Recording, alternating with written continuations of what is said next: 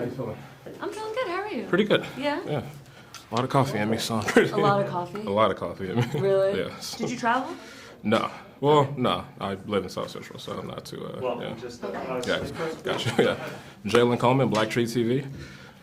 Honored to be sitting here with you. Saw the movie Friday night. Really loved it. This is like one of my favorite franchises now. And one thing that I absolutely love is that in movies like this, sometimes like the love interest could just be like support and just there like, go. But Bianca's really like, her story is important and it's there. And it's even like interwoven within what Creed has, what Adonis has going on. Yeah, totally. Is that something that you fought for or was that already there?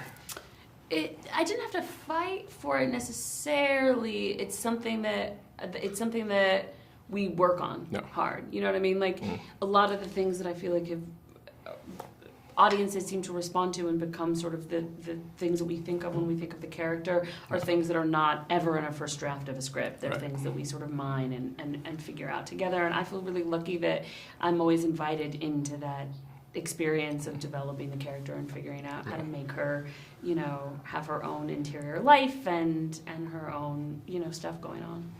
Has it always been that way within your career, or do you feel like it's now getting to that point?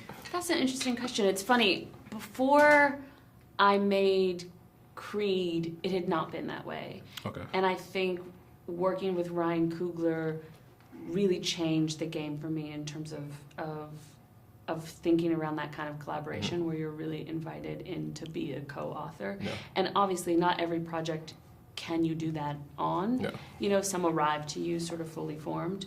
But I think also in the context of a sports movie, there were certain things that it felt like, yeah, you have to just continue to remind people of, you know, just to make sure that the female character has her own agency. And we know that she's not gonna, you know, she still has to function in a certain way and she still has to support and that's the way that the character functions. But inside of that, how do we be really intentional around her feeling like a real human being and someone that could, if we had the space, occupy their own running time of a film because they have enough complexity going on.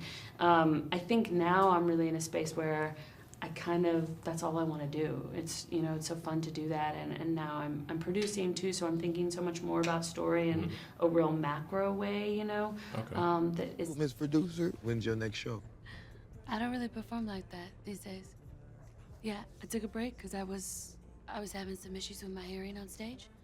And now I'm trying to be careful and preserve what I got left. So I'm producing. Yeah. Not anytime soon. Still hard to get that part up though, right? Yeah, it's not the only thing I love, but it takes work. Well, you know, obviously Michael directing this project and you now getting into producing, is there any aspirations for you to get into directing as well? Yeah, there is. Yeah, okay, cool, yeah, hopefully we get to see that soon. Is there, the film deals with something that, you know, I hear a lot of people say with the crabs in a bucket mentality. What responsibility do you feel, if any, to kind of reach back and be a helping hand to somebody? I mean, I think that's like, I think in the industry, particularly that I work in, it's really essential, you know? Like, for example, in conversations around like, which I feel like I feel really incredible about a movie like this where I feel like there was so much inclusion and diversity on the set, right? But in some of those conversations that I've had, even like I would say 5 years ago, people would say like, oh, well, we'd love to hire, you know, someone of color for this job or that job, but that person doesn't exist actually. There aren't enough.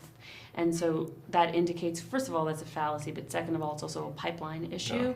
And so I think pipeline has to do with really getting into communities and saying like, hey, these jobs exist. Yeah. Are they of interest to you? And if they are, let's help you get there. Let's cultivate, you know, your talents and your skills and your interests.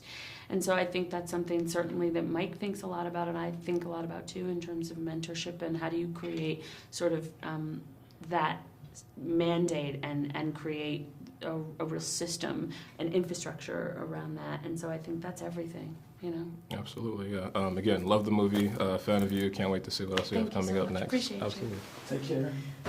You all have a good day.